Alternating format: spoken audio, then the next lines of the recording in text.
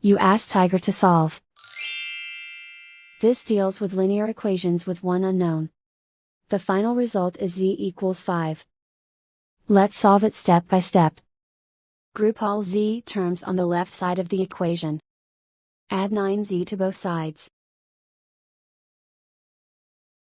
Group like terms.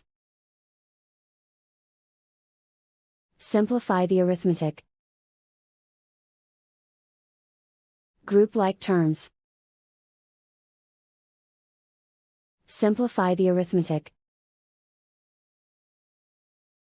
Group all constants on the right side of the equation. Add 31 to both sides. Simplify the arithmetic.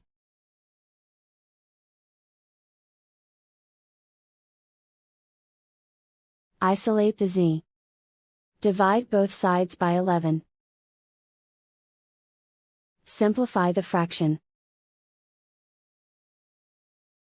Find the greatest common factor of the numerator and denominator.